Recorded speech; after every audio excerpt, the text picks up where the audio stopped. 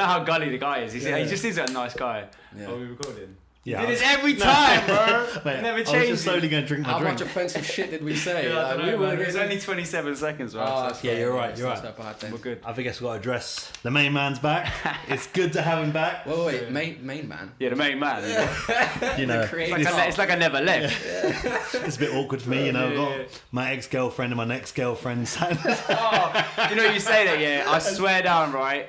My mum said to me, I was watching the thing and my mum saw it and she was like, oh, so Ben's got a new boyfriend then? Straight up. I was like, Mum, that's a bit too soon. Do you know what's really funny is my mum, obviously you know my mum, she's been listening to the podcast and I think you haven't met my mum. So yeah, she's been listening to the podcast. I've met her before, yeah. Yeah. I've met her, she's nice.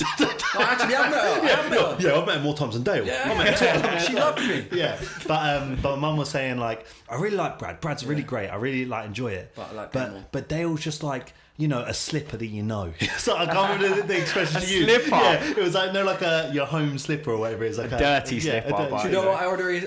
did she listen to this? Yeah. Okay, do you know what I already established as well? So Ben done a video. It was like, oh, Dale's coming back now. And she started sending like love heart. Hey! And I was like... She definitely talks about... He's so vulgar. The things he says, Ben, honestly. Don't hang around with him too much. That Brad's got you talking about sex Yeah, way too much. yeah, You need to stop that. You know? I was a good influence. Big up Ben's mum every single time. Come on. But We yeah, love you. my mum was not my mum. My sister's given me. You would have saw the message Yeah, as yeah, I well. saw that. She was like, "Can we do a poll to see if how late we reckon Dale will be today?"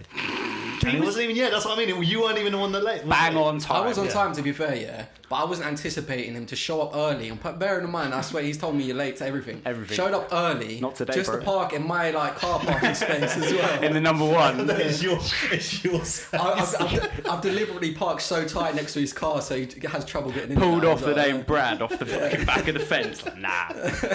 Put my name over it. Sorry, yeah. It's popping. It's popping a little bit. But yeah, what you been saying, man? It's been what? How are we? 7-8 weeks. Has it been that long? Yeah, it's been a while. How many episodes has it been then? So This is episode 11. episode 11. Yeah, so 7 Yeah, weeks. Fuck I me. forget there was episodes before us, to be fair. So. No, mate, those are glory days. I'm telling you now, right? When people watch, they go back to them episodes. No, seriously, it's been good. It's been a good 7 weeks. It's been up and down. Yeah. But I'm here, man. I'm good. I'm very Because you've good. got What about you boys? Good, man. Yeah, we've been good, mate. We've just been holding it down, just recording podcasts. Yeah, consistent. Yeah, They've been going places. Yeah. Turning up on time. Actually, no. What I want to bring up is so before we start recording, Dale was like, "I got a confession to make."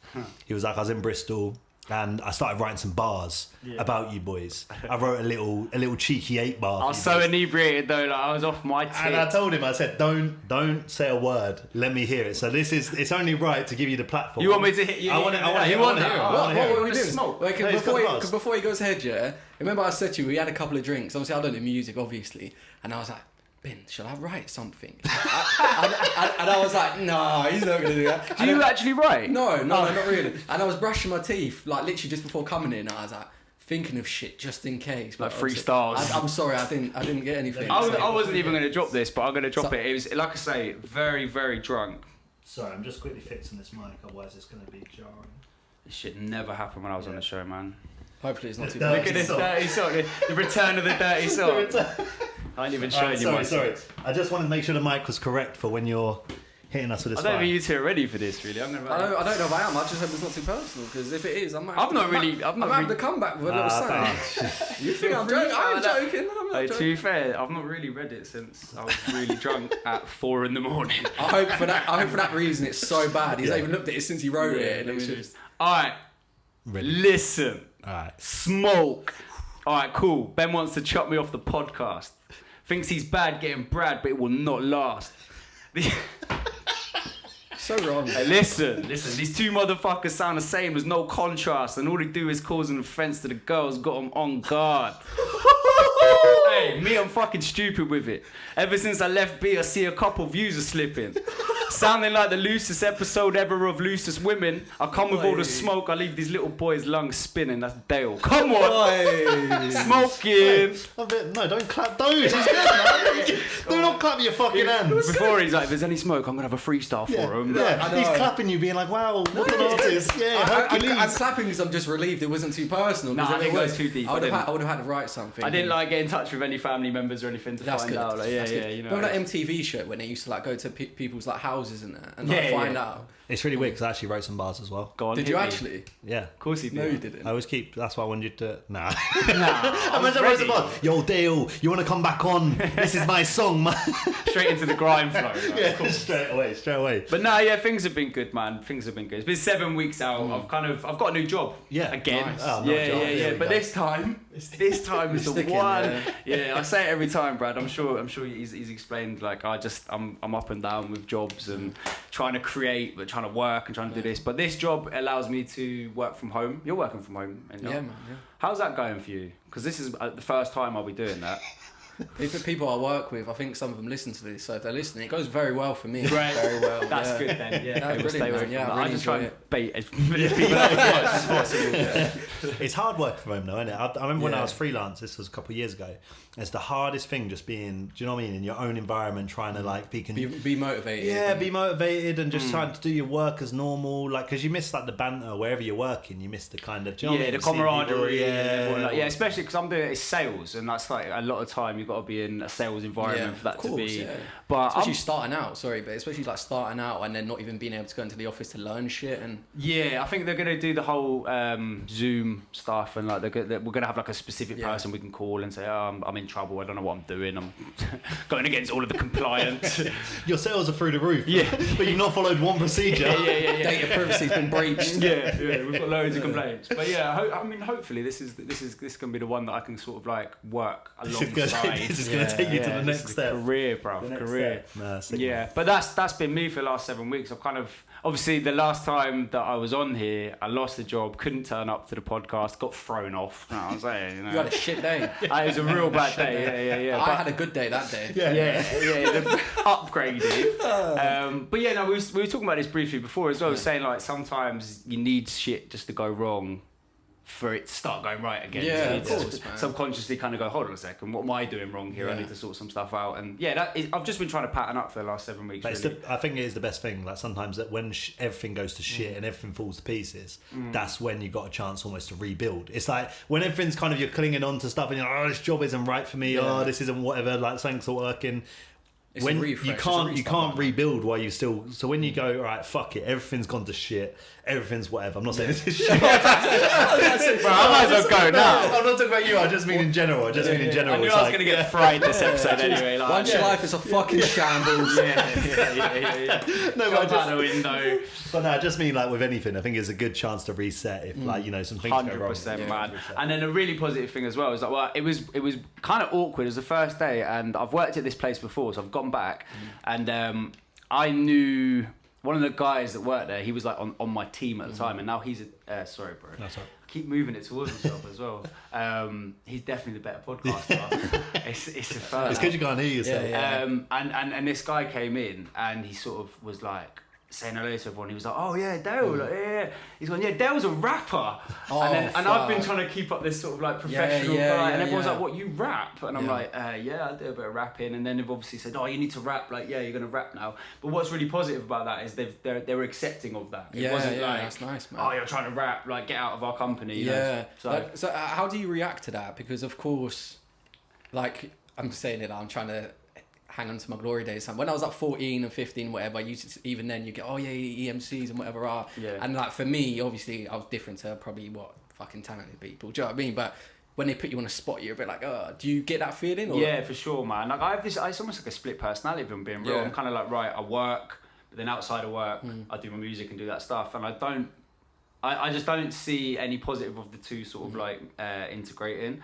But I feel like the environment this is and the way that I think it's just the way the world's going a little bit is everyone's sort of more accepting of the fact that people that's have very true. things that they Yeah, want to yeah, do. it's They've got very true. hobbies. They have things outside of working for this company. Yeah. And I think they're even like this company in particular. They're quite forward thinking and innovative. So they're looking at it like we want to encourage people's hobbies and dreams outside of this because it makes them happier at work. Type of place you need to be, man. So that's been good for me, man. That's And do they like? Do you ever care like how it's perceived? Like with oh, he's a rapper. Do you kind of own it and you're happy to talk about like, yeah, I'm a rapper, or do you kind of feel a bit awkward? And do you know what, man? I love my fucking. I rate myself. Yeah. So when and I openly and honestly say I'm fucking Say it sick. with your chest. You know, I'm sick. Yes, I love say that. it. and I don't, and it's not for everybody, and I don't make music for anyone. Of course, To be yeah. honest with you, I make music because I enjoy it, and I go, that's a bar, and I scrutinise over lines, Yeah. and I'm like, I'm going to change this.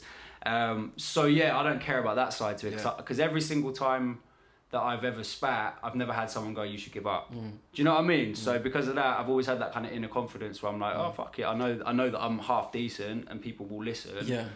And it's about not like in that environment when I did a little thing, I didn't like start rapping some gully lyrics or anything like rude. I kind of chose my more poetic lyrics, you know.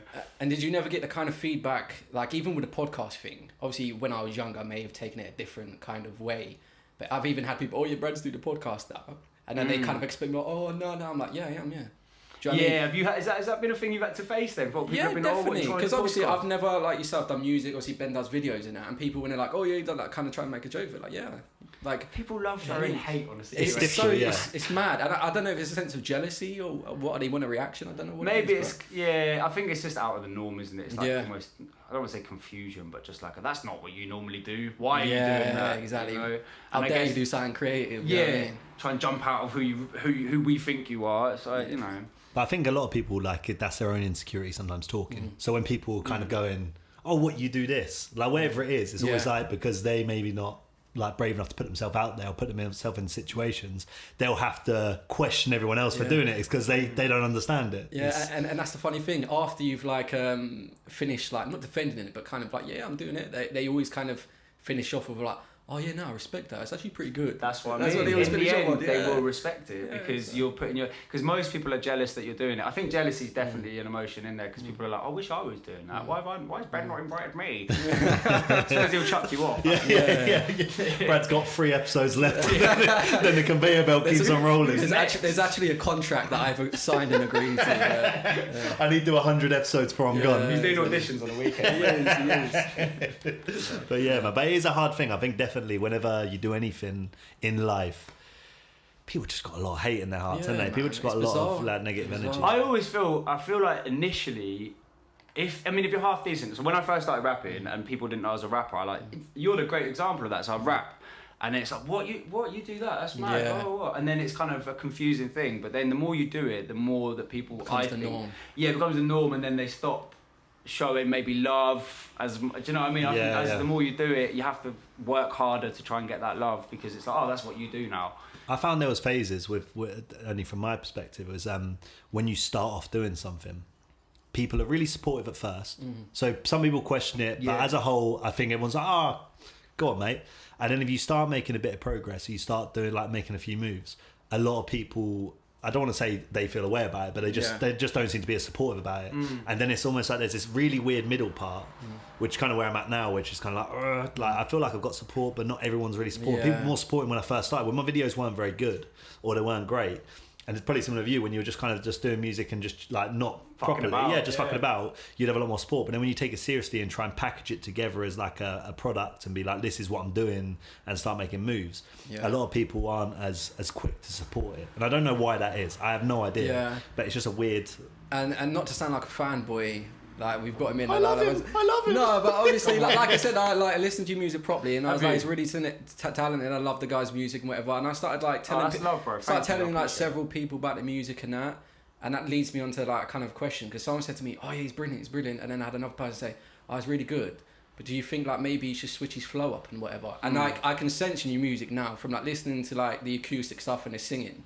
It almost sounds like you found your sound. 100%. And you know it works for you. I think if you give any rapper or any artist sort of, actually, fuck that. If you give a rapper sort of 5 to 6, 7 years ish, you'll hear them slowly growing into the sound and figuring out, oh, this is like my influences, like the influences that I want to push into my music. And I think the more I've rapped, the more my ears have opened to other genres. Yeah. I mean, we were talking about this before. We're in like a crazy time where just music is so readily accessible. There's all sorts of music. You know, you mentioned an artist earlier. I don't even know who that is. You know? of course. And I know it was the Chip.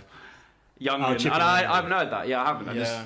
there's always things that I haven't heard that keep getting brought up. But yeah, 100%, man. Like the sound is coming together now. And like I said, my question was going to be, so with the whole like, oh yeah, but you should switch up his flow thing. Are you that, I don't know the correct word, is strong in your sound now? Or do you still kind of ever doubt yourself where it's like, okay, I've heard that feedback several times. Maybe I should switch up. Maybe I should do like a bit of a grime flow. Or do you go, this is my sound, like despite others' feedback, this is what works for me and I'm going to stick to it? I think one of my biggest, I don't want to say I call it a problem, but one of my biggest obstacles definitely is releasing. So the whole, it's like I've got grime flows, I have grime songs. No like, you doubt. put a beat on right now and so I'm not worried about that. It's more, I don't know what it is. I mean, we've always been on that journey together where we're like, okay, we're doing this and and it's like the releasing side of things has always been some big issue for me.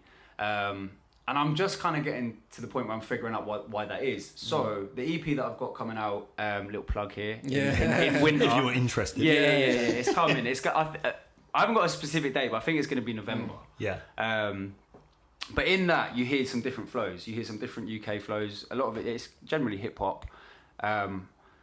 But it's like a weight on my shoulders, Brad. Yeah. It actually is, man. It's like this thing that I'm like, I just need to get this EP out. And I have all the belief the minute it's out, it's not gonna blow, it's not gonna, Universal call me up and go, Dale, we're gonna fly you over to Florida. But it's more, from my perspective, I'm gonna be able to go, right, I can start looking at other genres and looking at what I've got in the locker to release now, if that makes sense. Yeah, of course. And how do you feel like, for example, if you record something now, you're going to release it in November.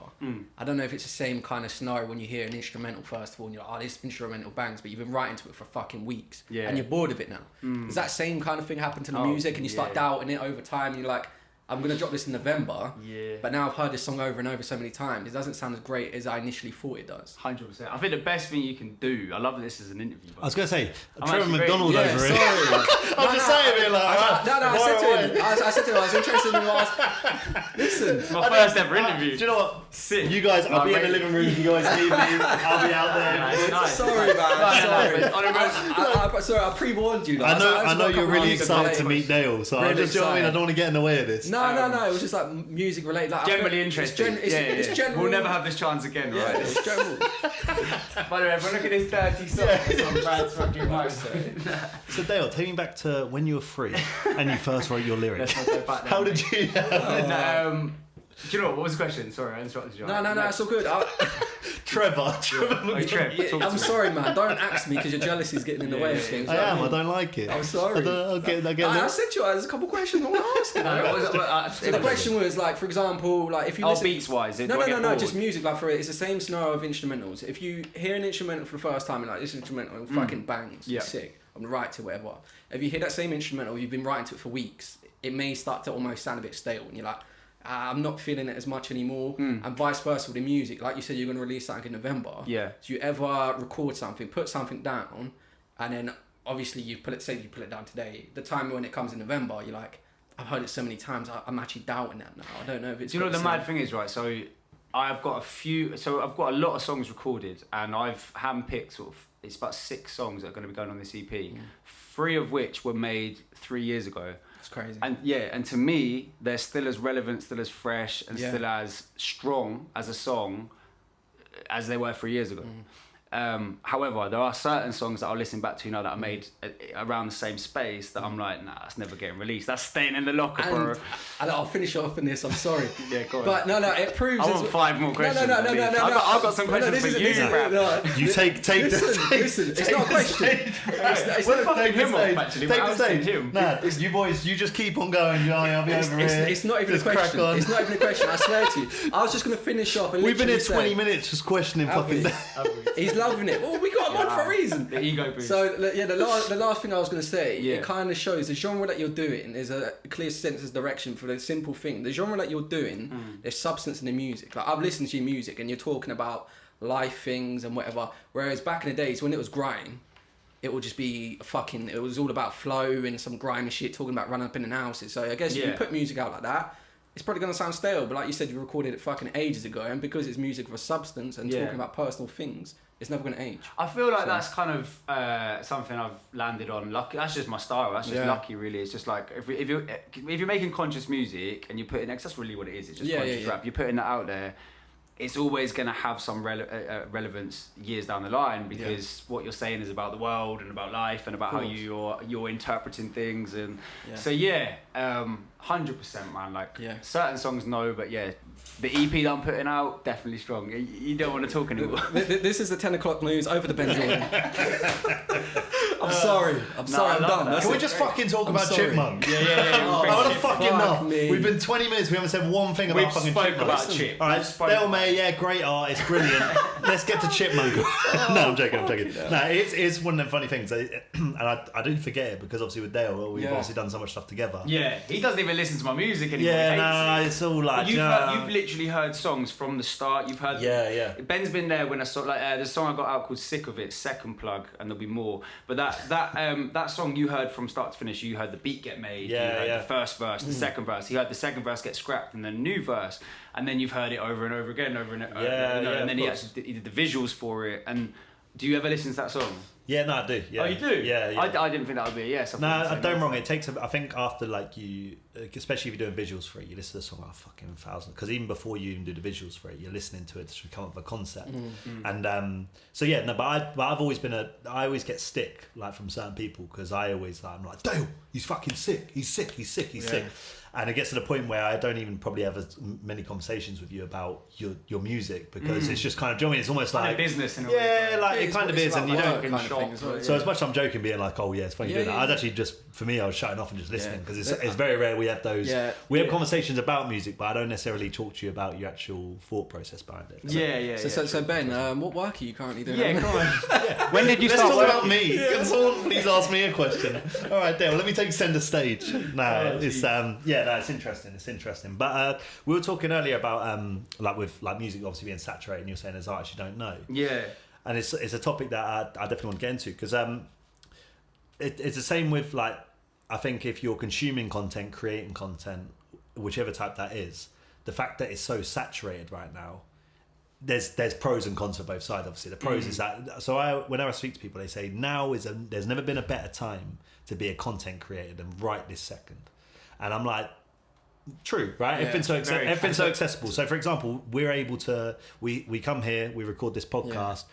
We can just put it out to the world, so the world can see it as of Thursday, 10 o'clock every week. We're hitting them. Yeah. But what I mean is that, and even with music. So, for example, we could be like, all right, Dale, right, spit some bars over this mic. Let's record it into the computer.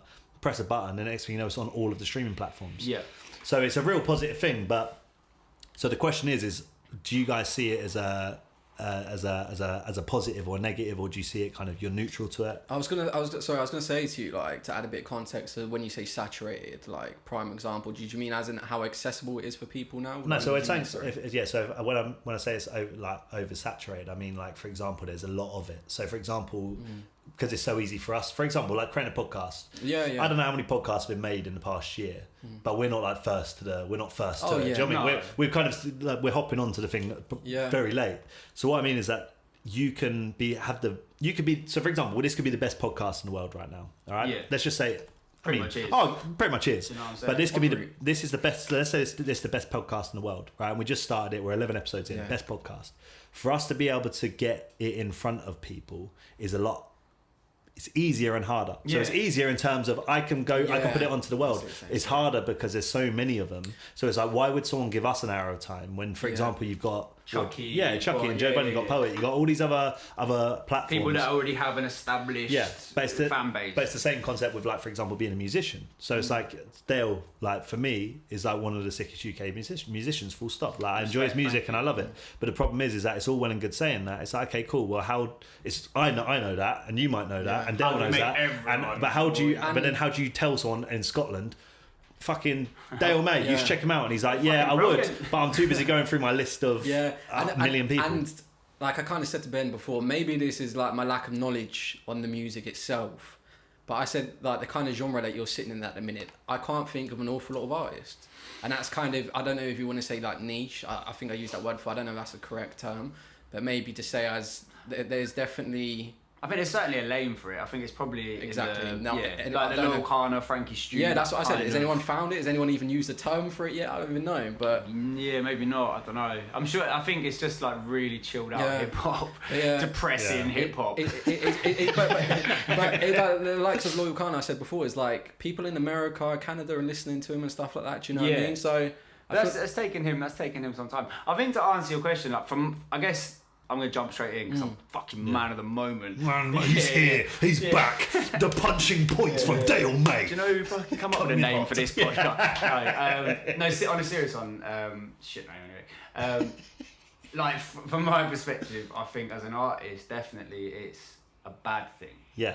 And I think back to when I was like 7, and I remember I got given the Marshall Mathers LP. My mum gave me the Marshall because she did not know the content. She had no idea. I ain't judging, man. I was 50 Cent and all that. Back in the day, the same age. So for me, it's like when I go back to them days, that was the most special thing ever. I listened to that tape over and over and over again. I used to press pause. I used to rewind it and write the lyrics down. That was part of my process of learning how to write lyrics. Was like I'm just Marshall Mathers. That was one of the songs I loved. Was you interested at that age then? I didn't even know what it was. I didn't get it. What I was interested in, I remember it. So I lived up in Scotland, so I lived at the top in Orkney, and we were so sheltered from everything. Is it like a village or something? No, Orkney's like an island right at the top of Scotland. They call it the Highlands. Have you heard of the Highlands? Yeah. I heard of the Highlands. You know, I don't know about the geography. Listen, I'm quarter Scottish. Oh, yeah. Oh shit. Okay, cool. Yeah. So you know the Highlands. So right at the top. Very well. Place called Orkney. I was in Kirkwall. So very sheltered, and there weren't any fucking hip hop artists coming. You know, there's no rap music. No one in my family listened to it. I just resonated to Eminem. I have no idea why. I'll never be able to tell you why. I picked the tape and that was it. Yeah. So I started writing to that, and now I look at it, it's not as valuable anymore. Yeah. It's not like I wouldn't do that anymore. Now it's like, this artist come out and he's dropped something. There's so many artists. It's hard to keep up with, man. And that's great. Like, I'm not taking away the positive. That's amazing. Yeah. But as an artist, from my perspective, trying to sort of break in and trying to make something that changes people's perspectives or anything, it's just a bit more of a slog. Yeah. I didn't want to go off topic and interrupt you, but I don't know if I think it's on Vice or something like that. There was 2 Scottish rappers. I think they were like in uni or something. Do you know this story? Nah. So 2 Not Ransom, is it? Eh? Not Ransom. I thought you were related to him. From the Highlands also. We're all related. I don't know if it's Ransom, but basically they're strong accents. And I can't remember, but they tried to get in some like rapping. I don't know if it was like competition or whatever. And everyone was like, Scottish rappers, what are they doing, rah rah. So they put together some crazy, like, elaborate story that they were from, like, I think they said, like, they're from Los Angeles or something. And they knew Eminem, and Eminem knew them and whatever. And they got signed by some, like, massive fucking record label. And then, as they were blowing up, they said, oh, yeah, D12 and Eminem are actually coming. You're going to support them. And obviously, he gave a crazy backstory. Yeah, we know each other very well, whatever, rah. So when, like, the managers have seen them meet, I don't know how the fuck they got away with it, but they bluffed it. And they was like, yo, what's happening, right? And they're like fake LA accents and whatever. And they pulled it off. But like I don't know if it was years or months down the line, the manager just kind of like gave them a knock on the door when they were rehearsing. Like, listen, your time's up. Like, I know who you are. The gig's up. It's fucking crazy story, but yeah. That is mad. But what do you think though? Like, because with this whole Satray thing, because I agree with you for the record. Yeah, I remember doing the same thing. When I was younger, I used to write Press lyrics. Pause. Yeah, I had a notepad and I used to literally write down lyrics. And I didn't understand. It wasn't like I wanted to rap, but I used to just write them down. Whereas that's not as common. Obviously, there are a few albums that sit with you, but well, now you can just go on Google and literally put that in and listen to the lyrics. Like, literally, it's just fucking left my head now. But that's it. Not to touch on it again for the 100th time. Fuck me. But like with the female rappers thing, like, no. We are on eggshells right now. I'm not. This is why they got me on. This is Bradley Carrigan talking, not Ben or Dale. Anybody listening does not condone this next sentence. Disclaimer. No, I'm not even going to get into that. All I'm going to simply say, all I'm going to say, like, if you go on Spotify and type female rappers, a lot of it will sound the same. I don't know if you could argue UK drill or UK rap or whatever. Maybe it's all the same, but it kind of leads me to the point now. I find myself, like, if I'm trying to listen to music, I won't listen to like something very generic. Yeah, but you can't say, and this is not me going against you for the sake of, of course. Like Lil Sims. Let's take her as an example. Like, who the fuck sounds the same as her? She is in her own lane. Yeah, that's why I said I listened to it. That's why I gave her credibility. Oh, okay. So what about like Shabo? Have you heard of Shabo? I can't say I haven't. Okay, so Shabo, she's like kind of on this drill vibe, mad. Like, I don't think there's many people that sound like her. Yeah. I understand what you're saying, because I think it's the content. As again, let's not go too deep into it because I'm sweating over it. Yeah, I'm genuinely sweating. But I do think we'll just go as loose as that. So I think sometimes the content can make it seem like, saying the same thing. But actually now, man, like they've all got their own little Like, nuances and own little sort of ways of interpreting the world and. Yeah, and we briefly spoke about it as well as the Nines album. It got UK #1. I do Man. like the album. I genuinely do. Like I listened to it. I feel like you're gonna say, but. Yeah. I probably am gonna say, but I think there was. I don't know. I'm gonna say, but. I probably am. I'm gonna say, but I'm just gonna simply say it's not an album that I would listen to over and over again. If it was in the car and some of these songs came, I'd probably leave it. But like. Was it Crop Circles? Was that the name of the album before? I just made it up. Like, no, that's it, Crop Circles. I actually preferred that, but I think not to hot you up. I hope you don't mind me saying. You kind of said like I wanted him. Fuck Nines. You kind of said fuck Nines. I'm saying nah, but you said like he's talented. He could talk about personal life. He could talk about other things other than just simply talking about trapping and whatever. Absolutely. And I can't remember if it was the intro or outro, but he was talking about. What I found interesting, I actually spoke to Ben. There was a song, like I said, intro, outro, where he spoke about, I'm trying to get away from the streets. I think he said he moved to Spain or something. Yeah. But I ended up back on the roads and I didn't want to be there, kind of. I think that had that kind of feel to some of the album, which was interesting. So the thing is, as much, it's not even a hot up thing because I'll say with my chest, I think it's a shame that he keeps going back to the streets because he's so talented. 100%. It's like, you are an unbelievable artist. He could change, well, he is changing. And has changed even the way I write. You know, he's changing some of the youngers, and he's such an influence on the scene. But I think he's institutionalized in a sense. And I'm not from that life.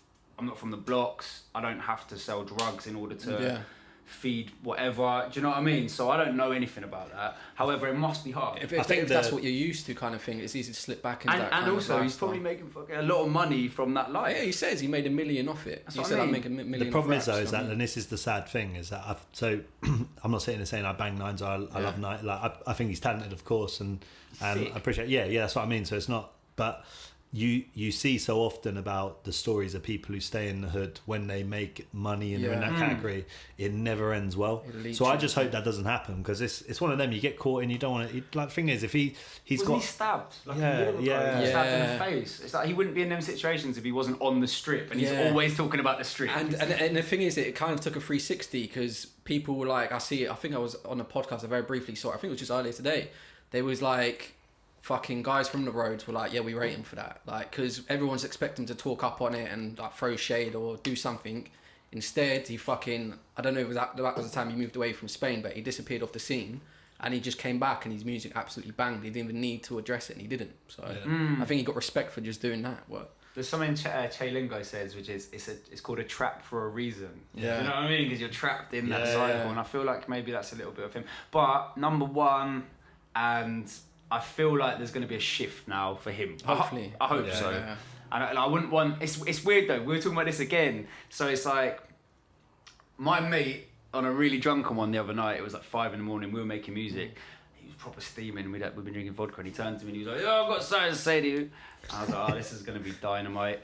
And it was just before we were going to bed as well. And he was like, I just think like... You've always got this bad stuff happening to you in your life. And I was like, yeah. And he's like, I just think you do it on purpose so that you can make music. Is he Jack Sparrow? Yeah. You're drinking rum on He's a pirate in the Highlands. He's a pirate. But yeah, so like, and that vibe, I was like, do you know what? Is that it? It's like, if Nines didn't have the strip to talk about, so true. What the fuck could he talk about? And there's a lot of people, even like growing up, when you saw like, I said no, like they were fucking big artists, but I saw people that were doing music, and then they got into normal 9 to 5s, kind of left away like all the bad shit they were getting up to in their lives and whatever, and put it behind them, and they just stopped doing music. They was like, what can I write about? On my 9 to 5, like what am I gonna write about? Yeah, that's it. But then you can find that's when being creative comes into play. That's when I respect an artist. Someone like Mike Skinner who then goes, all right, second album, I'm gonna do a concept album. Yeah. You know. We spoke about Mike Skinner before. I was like, you only fucking album. You don't rate Mike? Nah. Oh wow. Nah, I'm sorry. Oh wow. I'm a big fan. Yeah. Why don't you rate it? As a recent, nah. Oh, the recent stuff. Yeah, the recent album. I didn't like it. Thank you. I'm talking the second album we did. It was called A Grand Don't Come for Free. If you know that one. I wouldn't know the name of. The one with Blinded by the Lights fuck on. me, that's incredible. That whole album is just about a guy losing £1,000 quid and it's like It was supposed to be easy. surely, and basically Yeah. every song is just like a journey of how this guy finds his £1,000 again. Oh yeah, it was a great fucking album. But what I mean is, for a second album, I think it's sophomore album, Yeah. we call it, to come back and do a concept album, that's a big move. So just to confirm, do you feel like the saturated market's good or bad? Because Don't put that on me. Because I gave a response. Dale gave a response, and we're like, Did I not "What give do you a reckon?" You were like, response? "Nine's album." No, I just think at the end of the day, I think if you're that talented, there's going to come a time when people hear your music. So you got to be consistent with it and stay disciplined. And I'm saying it like I'm fucking working music, but that's my opinion. I hear that a lot. The talent speaks for itself, and if you're consistent, your time will come. And But it's what I mean. No, but I mean, Cream would always rise to the top. Of course, I agree with that. But do you think that, for example, 20 albums released in a week, as a consumer, is that good or bad? So, for example, within them 20 albums, let's say there's 2 good albums a month. Yeah, I hear you. We've had this conversation. You've got 80 albums a month then to get through, but there's only 2 good albums within that. So you mean you've wasted time listening to the? Because you might have, you might have, and not only that, you might, as you mentioned before, where you didn't hear about Anime. I can't pronounce it. Amine or Amine. Yeah. Do you know Amine? Amine. He's one. Literally, I was in Bristol on the weekend, and my mate put it on, and I was like, "What is this? When was this released?" And he was like, 3 years ago. So how do I not know about this artist? But then I put on Boogie. Yeah. Sorry to interrupt you, but then I put on Boogie, and he'd never heard of Boogie. So I was like, "How have you not heard of Boogie?" And we had this kind of thing, and it's exactly that. There's so many artists. It's like you miss out on. Very true. Miss out on some, and then you also have once you've gone through the 78 crap artists, your ears might not be fresh enough to listen to. And I think, especially in rap, I feel like it's oversaturated, like you said. To kind of, this is the last thing I'll touch on it by saying is like, if I said to you, Big Sean, I find myself when I'm trying to like find like new rap albums, what's that at the minute? I'll check it out. I kind of get through a stage of that. And I said to you as well, I think it's called Detroit 2. Yeah. And like you said, a couple of people listened to it, they liked it. Like I put it on straight. I put it on straight away, and I was like, this sounds like fucking everything else I've had before. Like when he does his kind of, I don't want to say they're too similar, but like that chants and like talks about personal life, it just talks about something with fucking a little bit of substance. Yeah. I'll listen to it. But he didn't do too much of that, and I was just like, it just sounds like everything else. Turn it off and then listen to it again. So, yeah. I listened to a little bit. It was a lot of auto tune. I was like, nah, that's what I mean. like, not a fan. Not for me. It's mad. I think Big Sean's career is weird though, because he was considered like up there with like Kendrick and J. Cole and Drake. He was in that mix for a long 100%. But time. what happened? When did it start? He just hasn't. I think the biggest thing is he wasn't. In my opinion, he wasn't consistent. So his last album was it Nightmares? Something like I can't. No, it's I can't remember what it is. It's like either way, his last album he released before the one he just did was sick. That was one that had like I Don't Fuck With You, had a lot of Kanye features. That was sick good. album, very good project. And even before that, like he had released other I can't remember off the top of my head, but he was like consistently like every project he had done was great. And I think from what I've understood, I think he's been struggling with a bit of mental health, and he's had stuff going on, and he hasn't been releasing music. And he's come. This was like his almost comeback. He's almost like, hey, Big Sean's back. And it was very I feel like I always say things are underwhelming, but it definitely was for Big Sean. It was I don't know. It's mad. Do you know what's crazy is how, as a consumer, as consumers, we expect so much of these artists, but then when you say about the mental health thing, you think I suddenly was like, oh shit, I should feel sorry for him now. Exactly. It's like look at Ramz. Remember the? I know about that. Yeah. Obviously, don't get me wrong. I don't rate Ramz. I'm gonna put that out there. I don't. What was that one song he had? This thing from back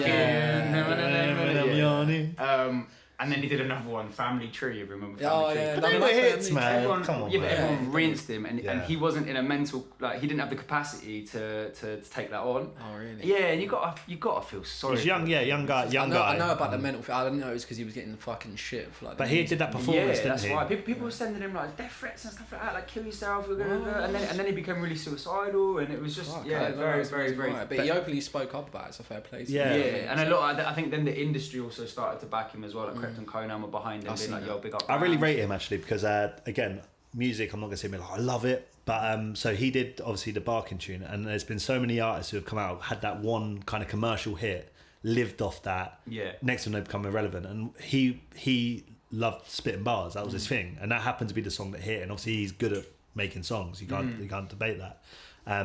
So when he got all the stick and everything, he was like, I'm just going to make the music I want to make. He could have continued just making those poppy songs, could have continued to being successful from doing that, but instead he was like, nah, I'm barring. I'm spraying bars. I'm making the music I want to make. I'm spraying bars. And kind of back to back now, he's released quite a few such songs which are very like greasy, where he's talking. Man. He's got a couple of drill bits out, and I respect that because Which I never. You've heard the Barking song, haven't you? Yeah, to go of from course. that extent to the other. Family Tree song. Yeah, but he started. That's what I mean. He started with the bars, and he just obviously made this Barking tune, and then it was almost like people were trying to pigeonhole him to be like, "You should make that." And he goes, "But I don't want to make that." You're the Notes guy and the fucking Young Bane guy and those kind of artists, I guess. After you kind of get stuck in that, and I feel it all went downhill. He did that performance where his in ears. Oh, that was bad. Yeah. What was the problem? He was at the concert. Love Saved. No, it's I can't remember. Something balls or something. But basically, his in ears broke for the performance. Oh yeah. And he was complete so he couldn't hear the music. So he's like, "She might look," and obviously he can't hear himself. He can't hear anything. But he got rinsed for it, and I felt really bad because the thing is that bear in mind he kind of blew up very. It wasn't, I don't want to say overnight, but blew up very quickly. Wasn't used to that stage. He had this song which was like the biggest song of that period of time. So then gets put on this massive stage, which is a lot of pressure anyway. You haven't had those years of like gigging and understanding like, oh, something goes wrong. Like, so for example, Stormzy at Glastonbury, when his ears didn't work, he worked his way through it. Experience, that's what I mean. Whereas with Ramz, it wasn't. He didn't have that experience, so the performance was very bad. I'm not gonna lie, shocking. And but that's what kind of got him a lot of the beef. Yeah, and it wasn't his fault. Like it wasn't. It was just down to maybe a bit of lack of experience. Like if anyone else was on that stage and their in-ears broke, the same thing would have happened to him. Unless you're like a seasoned operator. And that's what I mean. I never got the impression that he was a veteran. He'd been doing music for time. I don't know. I remember seeing an interview and he was just kind of like, "Oh, I just started doing music with my friends," and like the people he has around with him were just friends. It was just like us, just like the boys and whatever. I just started doing music and it kind of took off from there, I guess. Some of his as a videographer, you must appreciate his visuals were terrible. Do you remember he kept doing the step into the camera, he'd like jump out of a door and kind of walk in, there'd be like 3 people behind him like a boy band. So like he kind of didn't have it patterned in that sense either. I get so wound up because just going back to the saturated thing, I get so wound up with visuals. I get really, you know this, I always talk about I'm the most critical person with visuals. It's not because I'm sitting there like, oh, I have the best visuals. It's not that at all. It's just when things are just lazy, and it's just because like, and so many people have like own cameras now, and this may sound like me throwing shade. It kind of is, but it's like people buy cameras and go, I'm a filmmaker now, and that's cool. No worries with that, no worries. But the problem is when you got 1,000 people doing that. And they go, yep, I've got a camera. No, I'll do your visuals for 50 quid. No worries, I'll do them. And then obviously people who don't have the money will be like, okay, cool. He's doing it 50 quid. So, well, you want to charge that X amount? I'm going to go with 50 quid. And what happens is not only do they, because the market's oversaturated, they bring the cost of the shoots right down because people are like, why would I pay you X amount when he's going to do it for that? That's very true. And on top of that, their visuals are shit. Like it's just in a nice way, like not even a nice way possible. They're just not good. And but then it's weird because that's so subjective. Because obviously you'll say it's shit, and you might say it's shit, but then I say the majority of a lot of the artist might be happy, and the majority of a lot of people don't look at visuals the same way as a creative will. They'll just kind of go, yeah, man, that was good. That's very true. Do you know what I mean? They don't look at it the same, so they listen to the song, and if it kind of matches. Yeah, it's the same principle of like I said, a few people listen to music and they're like, oh, maybe you should switch up his flow and whatever, and they may be like, saying generally not about you, but it was like, oh, he's scared he heard the bars. He heard the bars. It was like, no more. I've got another 8 bars in here. I'm not listening. I don't sweat that. But like, the eyes fluttering. Yeah, I always said to you, like, I think I said to you before, like, people that just listen to music and whatever just for the sound of it, like fucking melodies. They like a nice hook to listen to and whatever, which you're good at as well. So it kind of goes onto like the visual thing, like you said. If it may be simple to some people, like what the fuck is this? If it's got like a couple of gimmicks and whatever in it, like people just watch it for face value. That's enough. Alright, cool. I kind of, in a weird, this might be a fucking controversial thing to say. Don't worry, it's not going to be sexist, boys. But what it will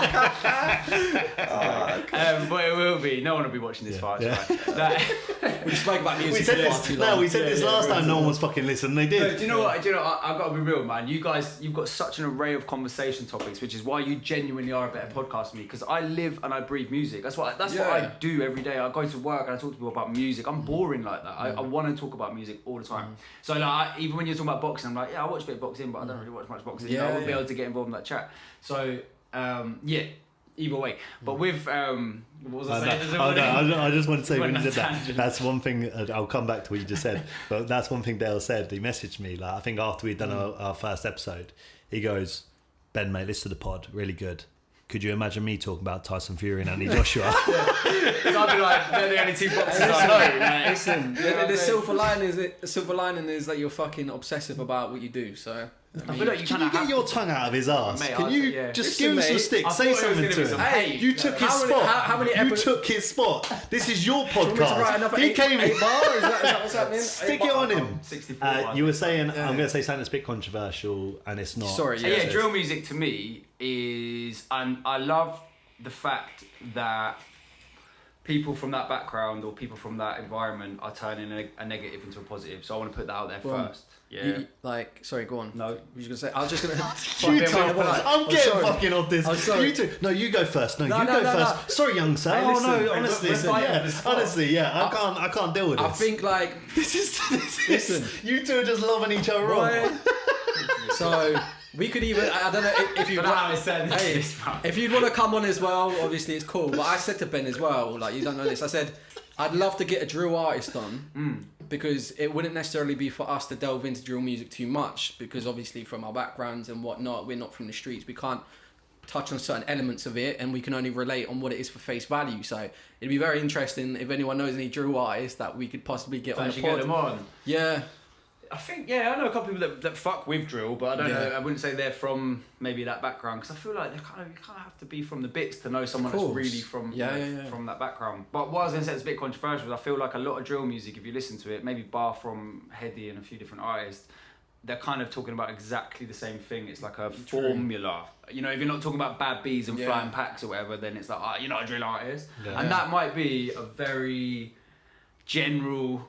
You know, I'd love to be schooled on that. If someone can message me and say, "Nah, listen to this person," but I just feel like the stuff I'm hearing is all the same. And I said to you before as well about Blade Brown. Like Blade Brown's from that kind of genre and whatever as well. Like, I love Blade Brown. I listen to him all the time. But like, not sounding like that guy, but like growing up and whatever, those guys that were from a bad life, I wasn't necessarily deep into that and whatever, but they'd always listen to that genre of music. I guess because that's what they relate to. So when they hear like a bar, like a punchline, I don't know if it's about guns. If we hear a punchline about guns, we're like, yeah, but if it's relatable to them, so like, oh, that fucking bangs because they're in that life. I guess they associate with that more. So yeah, it depends. I sometimes can hear a gun bar, mate, and it'll gas me up differently. To be fair, but like, I don't specifically understand Drill. I think drill's like a necessary art, but I think as from a creative aspect, it's like one of them which is like a necessary evil in terms of.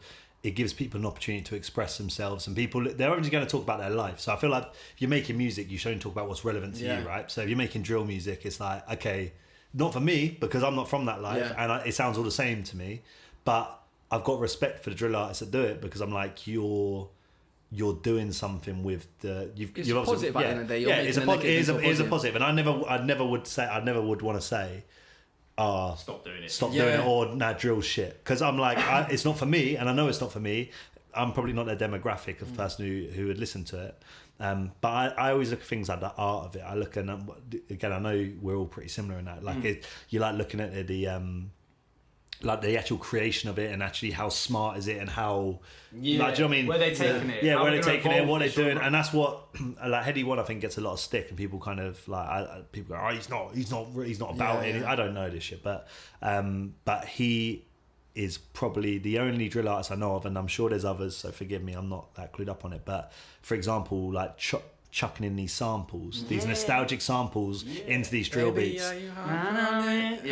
But all of this, like, it's a unique thing. So when I heard that, so I like those drill songs. I like them, and that's really narrow-minded me because I just hear something and I go, probably similar to like pop music when I go, I love the chorus, I love this one, but it is, you've got that nostalgic feeling. It gives you, I feel something when I'm listening to it, and that's a skill. And I was gonna say, I don't want to put out a spoiler, but it's a bit of a taste because I genuinely. It is something that I'd love to talk about. So I genuinely would love to get someone on and talk about it more in depth. But the Kreplin, I don't care, anyone can act you for this, yeah. The Kreplin Conan music video for, was it Don't Ban Drill? Ban Drill. Fucking incredible. Yeah. That was a movie. Those was mad. Exactly. I feel that touched. It changed everything. Yeah, it was and like a shift. Exactly. It touched on the whole drill. Is it good? Is it bad? Very well. Do you know what I mean? So, I feel like it also made the scene kind of. It was like a big fuck you to the kind of government and Piers Morgan. People trying to ban it. Piers Morgan, Fuck Piers Morgan, I'll bang Piers Morgan out. Let's talk about that. Yeah. I'm winning a fight. Well, we're not getting him on the pod anymore. He'd probably come on though. We are fucking Piers Morgan. Yeah. But I remember that just last thing I'll say on drill is that I remember when I was doing music videos, I went through a stage of doing like a bunch of drill artist music videos. And I really didn't enjoy my time doing it. And my only thing was it didn't feel real to me. Like I was in those environments and I was actually meeting these people. Like bear in mind, when you see like a drill video on YouTube, you just watch it. You don't know their background. You don't know anything. And I found myself doing only with some of the artists. Some of them I could tell were like very serious people, but then there was others where I was like that. I could tell that wasn't them. Yeah. And I knew that wasn't their life. And they were talking about like stabbing people, and they'll talk about doing X, Y, Z. But I knew that wasn't their life. Yeah.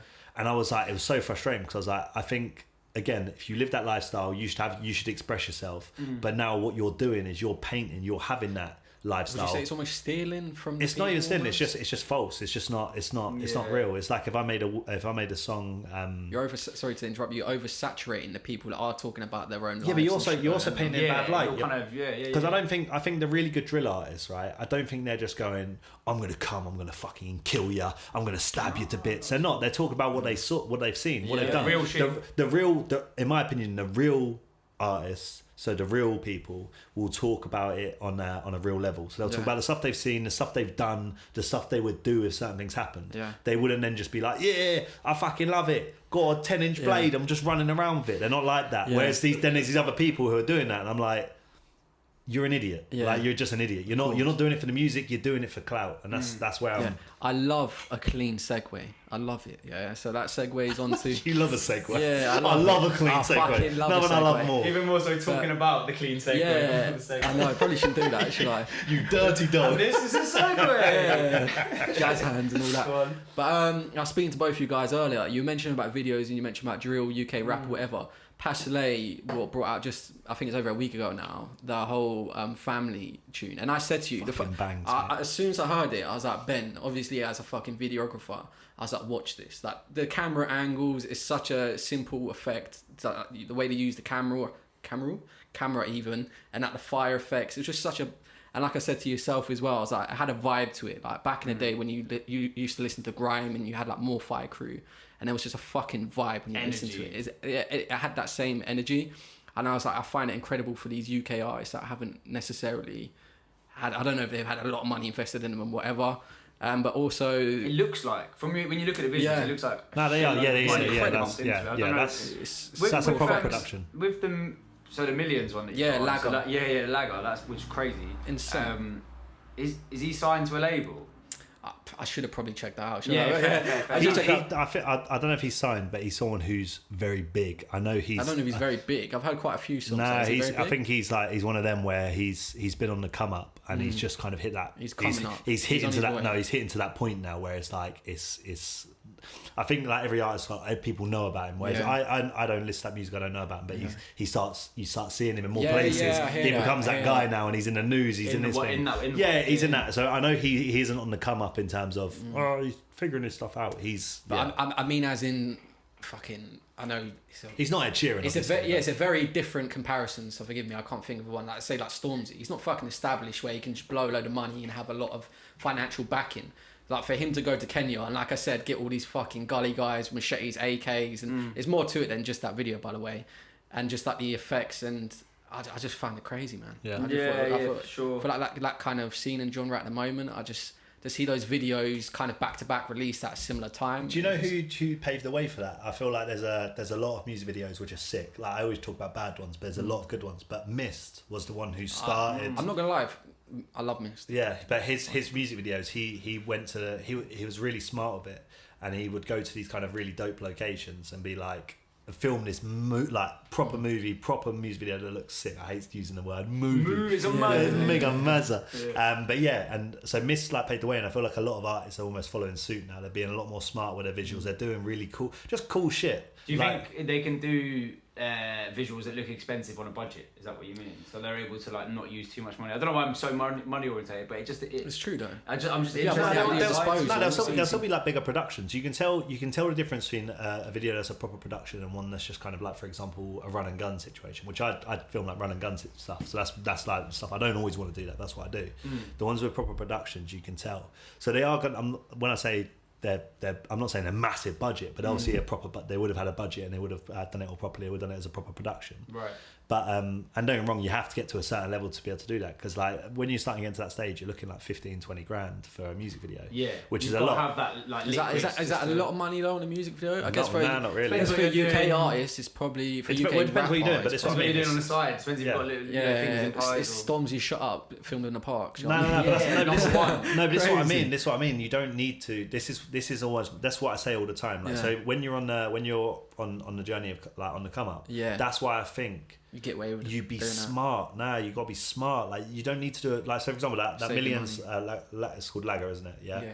That is sick. Like you watch that and you're like fucking hell. But for example, if someone was on the come up, you can't recreate that. So there's no point of trying to do like a watered down version of that. So for example, being like, all right, I can't get guys with AKs and machetes in Kenya. What I'm going to do is I'm going to go down Great Yarmouth. And you can't, so you're, but you can't do that. So the better thing to do is, okay, what can I do as original? So Stormzy did it sick, and it's still like the sickest music video.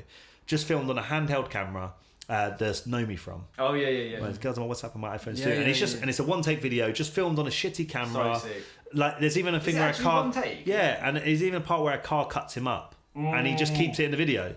My point is that it's smart, it's creative, I'm talking about it now. Do you know what I mean? It's a simple video. If you're in that, that's just my opinion. If you're an artist and you haven't got big budgets, you're not dealing with like several £1,000s. Work with what you've got and just try to be creative with it, because it's. Yeah. Obviously, you need to kind of put the work in to learn about it. But I said to you before as well, as that videographer, I thought you might find it a bit interesting. But yeah, you just fucking shut me down. But No. I'm messing up, I'm winding you up. But you can actually just film a music video off your iPhone. There's literally software. You could fucking go out with your boys, whatever, do this angle, go back and edit it with very little software, very little money pumped into it, and just be creative. Me and Del, we did 2 takes. Literally filmed in this room. If you haven't seen it, like video 2 takes, we filmed it in this room. As well, But we just filmed it on here, like, and it was just a case of just doing some light. But what I mean is that we spent like literally about an hour getting that lighting right. Then I watched him like perfectly. So it took time. But what I mean is that it's you don't need like to go, oh, I need to go get a massive space. That was just me and Del in a room with some lights and a camera, and you could have done that video with an iPhone. You could have done it with anything you had. Obviously, I'm filming on a proper camera, but you don't need a proper camera to do it. So it's just I see videos. That is a good thing, but back to what we were saying about the saturated thing, it's also kind of a bad thing at the same time as well, because it's like anyone can go and do it. Yeah, anyone can go do it. I don't know, man, because it kind of leads into like these young up and coming artists that maybe not have the money, but they kind of they don't want exposure. Of course they do, I guess, but that deserve the exposure because the talent there, they kind of gives them that accessibility. Do you know what I mean? So Dizzee Rascal, I really want to touch on it in another episode, so I won't get into too much. Was 17 when he done Boy in the Corner. He's 17, was he? 17, turning 18. So imagine if he didn't kind of have the backing that he did. You're telling me now if he got an iPhone back in those days and was able to film music videos and get the exposure.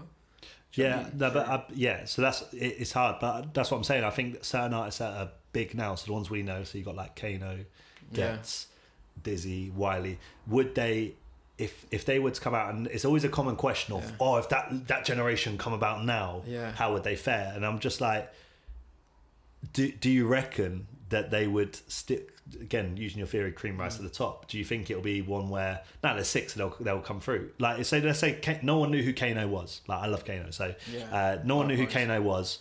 Kano is young, so same age as when he started coming out, so like 17, 18, and he tried releasing Home Sweet Home now. Would Grime still be about though? No, but I'm saying right this second. I'm just saying like, it doesn't With necessarily have to be already been Home. released, and you're telling me like. No, I'm saying like just Kano. Kano, for example, did Hoodies All Summer. That was his last album, right? Sick album. Album before that I preferred though. Yeah, Made in the Manor. Yeah, both. Okay, but choose. Okay, take Made in the Manor, your favourite one, right? Pursuit of Happiness was as well. My point is that if he was to come out and be like, all right, cool, no one knows who I am. Literally, no one knows. So it's similar with Dale now. It's like no one knows who you are. You've got a project to work which is sick. Do you think, without any backing, without anything, when the saturated market, would Kano blow I up. think it would. No, it wouldn't. I don't think it wouldn't. Which is there mad. are people that Yeah. Because there's other people. That's what I mean. It's that like spit as good or spit even similar to Kano. But then would they be about if it wasn't for Kano? So it's kind of a hard one. It's weird. Yeah, that's what I'm saying. Would rap even be in a place that it is without someone Yeah. like Kano? And not to do the non-stop plugs and whatever, man, but he does that fucking crazy shit for the community now. I can't touch on it too much what he's doing, but check out it's on his Instagram, whatever. But he's Grime Daily performance in the car. Yeah, Teardrops. Fucking Yeah. incredible, that's right. incredible. Yeah, Like, I only feel saw that like recently. I don't know if he's always been. Can't find the correct words, so forgive me. This intelligent in terms of ahead of the game and like the music with substance that he's putting out now. Like that video was impactful. But man. he always has. But he integrates like Brilliant. acting into Fucking- his music as well. yeah, He integrates brilliant. like, the emotion. Yeah.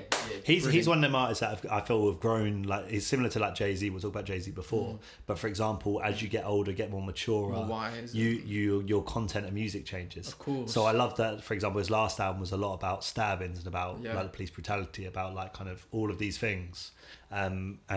But it's still a sick album. It's not like it doesn't sound preachy. It's like him talking on these subjects, which is so important. Rather than a few albums before, it would have been him doing the stabbings or him being. Yeah, like when he was younger. And, Yeah. But Kano has been one of them, like even from Home Sweet Home. Like if you look at all them albums that were released like back then, so obviously you had Boy in the Corner, you had Treading on Thin Ice. I'm trying to think of Big project. either way, there's a few, but like Kano was the one who was doing like Night, doing Brown Eyes. Yeah, he was doing in the commercial world. Signs in Life. He was doing songs which I feel like had. Don't wrong. There was someone Treading on Thin Ice and there was someone Boy in the Corner, but I feel like Kano was definitely like a bit more lovey-dovey and happy to talk about certain subjects which other people weren't at that time. At that time, like Is he's he top 5 then? Is he top 5? No, 100%. Like with my like his associations with Mike Skinny, it almost became like a bit of a geezer with it as well. Like the people that he was around and whatever. And when like Mike Skinner's album dropped, do you know what I mean? That was the type of music He was on doing. Night when he Mike Skinner as Yeah. well. That's what I'm The little saying, intro yeah. and And what was stuff, it? Leo the Tiger. Yeah, mate. You Like, know when you got a girl, she's like a ladybird. Yeah. She always plays Plays red. Red, Connect 4. but like when like after Top Boy, like his performance in the whole Top Boy series was fucking incredible with Sully. Ridiculous. Like now when I see him in like interviews and whatnot, like he's still he seems like a great guy because the things he's doing and whatever in the background, I'm sure he is, but he still has like an intimidation factor. Like 100%. if I met him, he's still got that road in him. if I met him, I wouldn't run up to him and like yo, like, I'm a ghetto kid. And He's still a bit intimidating, man. Like even like there's an interview when they're showing him like up and coming artists and all that. Fair play to him. He never talked shit about any of them. Do you know what I mean? And I think he said something around that, like I'd never kind of do that thing, but. Yeah, I swear I've seen that as well, and bit he's not that intimidating. bothered. He's like, yeah, it's alright. Like, he doesn't think anyone's That's what asked. there's something about him. Like he's very like laid back and whatever, but you can tell like you wouldn't want to get on the wrong side of him, kind of thing. Do you know what I mean? So that You Sully missed is a that bit Sully. segue there, didn't you? What are they looking at? Yeah, no. I know. As he Top was saying, five. no, he was like, is he top 5 though? Fucking hell! Let's get talking about Chipmunk. We're on an hour though. Yeah. Is this a 2-hour special? This is I think we lost time. a What do you 90 minute special. Yeah. No, because we're probably gonna need a good couple of hours talking about We've this. talked a lot. I Yeah. could go on about music. That's the thing. That's for me. That's always going to be a massive passion. Nah, of mine. mate, I'm the You same, get me I on the love show, I'm going music. to talk about music. That's Yeah. it. Always that. Tell me. Am I telling you? Yeah. Oh yeah. So basically, Ben loves fucking Chipmunk. If you didn't already know this. He says to me, we're going over topics, and he's like, "Oh, Dale, Brad, I really want to talk about Chipmunk again." And we're like, "Fucking hell!" And we keep talking about Chipmunk. No. He's always up. I didn't come out the gate with saying I want to talk about Chipmunk. You told me one of your friends, Several I don't- people. So whoever they are, like say what they said. Like So I've got Whoever you Yeah. are. So a friend of mine names? and my brother, yeah. So as a friend of mine and my brother both said Chipmunk's definitely not top 5. He's not top 5. And they were He's not saying in my top 5. he's not in top 5. Okay, so I thought of the artist, yeah. So this is my case, and we can get onto it. Wretch32, help me out if I forget. 100%. Wretch32, Dizzee Rascal, Kano, don't interrupt me, Wiley, Gets. and Gets 5. You telling me he's in How that can Chip 5? come above? He's not in that 5. So Don't tell me he's in that 5. So you put Dizzee and Wretch. 110%. Why? The thing is, Wiley for me is questionable. Yeah, that's another one. So you got 3 like, questionable people in your top 5. I'm not a big fan of Wiley. I don't even really like his music. Okay, what's But it 'cause- what he's done? Yeah. Simple. Yeah. He You're looking at the He culture. fucking brought Chipmunk onto fucking. Yeah. That doesn't make him a better Return of the artist. Youngers. That doesn't make him a better artist. He's a pioneer. But being an artist isn't just about the music now. Exactly. And it hasn't. And that was it's your not point all last about- week. So is Dr. Dre better than Eminem? Oh, that's a very good point. I like that. It's a very good point. That's my point. No, okay, that's a different. That isn't the same answer now. That's the same answer. But what I'm saying is that you've got 3 people in there are questionable. So what I would say to that. So I'm saying Wiley, Wretch 32, and who's the other one? Sorry, Dizzee. Yeah. So you're saying those 3 are in your. We're gonna come to your top 5. I just want to. I'll pick your top 5. I'll pick your top 5 apart. Nah. Okay. So all I'd say to that, right? So Dizzee Rascal. Dizzee Rascal. If you're saying okay. Who had the biggest impact or who has the best project out of these guys? Fair enough, he's in top 5. Now, fair enough. Like, put my hands up, be like, cool, no worries, he can be top 5. Is he top 5 overall? Absolutely not. Absolutely not. No chance. Who makes it other than don't get onto Chipmunk yet? Who else makes top 5 other than Dizzee? Correct me. I may be wrong. Dot Rotten. Yeah, but no, he's not. Scorcher. I don't know. No, why fucking Scorcher over Dizzee Rascal. If you fell over and bumped your head, son. No, but I'm saying, but Scorchers. No way. Yeah, but no, because Dizzee. Bear in mind, when was Boy in the Corner released? Like 20 years ago. Yeah. 20 years ago. He was 17, like I said. But I don't care. No. I'm not taking anything away. I'm giving Dizzee his flowers. Fucking that and Showtime. Because no one talks about Showtime. Everyone says it's Boy in the Corner. I can hear Yeah, so my point is, so I'm saying those 2 albums are sick, Yeah. but hasn't done nothing of interest since then. Okay, Showtime. Is it... Oh, fucking hell, I'm opening up a can of worms here. I don't think there's a project better than Showtime from Chipmunk. How you can't put Dizzee in your top 5 is insane. Unbelievable. He put grime. It's like Wiley, listening to grime. No, but you got. But it's what I'm saying. When you look at your, and I want to come to your list. Sorry, I'm just saying. I just want to pick. The reason I'm saying so Dizzee. The reason why Dizzee, and I'd even say like Wiley. I'd be like, all right, I'm not going to argue Wiley, but again, I'd question Wiley. But Dizzee and Wretch, right? So I think Chip's better than Wretch, first of all. So I just think Chip's better. Nothing to discredit Wretch. I love Wretch. I'm fucking massive fan of Wretch. No way. No, not discrediting Wretch. I fucking think he's brilliant. I put Chip above him. So that's just me playing. That's preference. I understand that. Yeah. Dizzee, like he hasn't done. So like there's an interview with Dizzee, yeah, when he was in the up and coming and fucking. I don't know if you probably do know this. He was in Roll Deep. Yeah. He was in Roll Deep. Yeah. Why are you laughing? Just for a brief amount of time. Not everyone knows he was in Roll Deep or whatever. that's what a bombshell, bro. Dropping grenade. I guarantee a lot of people didn't know that, but he was in Roll Deep and whatever. And Wiley openly said, and always would say, he's the more talented artist over me. 100%. Yeah, he said that a few times. 100%. Who said that? Wiley said Dizzee. Dizzee Obviously, they had beef later on, but Wiley held his hands up on many occasions. It's out there in interviews and whatnot. He said Dizzee is more talented At that moment in time. It depends what you class Who's as a better top artist? 5. Because look, the fact that neither of you, he's not in my top 5, but the way you are talking about the scene and the culture, why is Skepta not in any of your top 5? That's very true. Why is he not in your top 5? Because look at what the fuck. You haven't heard my top 5. Yeah, true. Oh no, he's number 1 on yeah.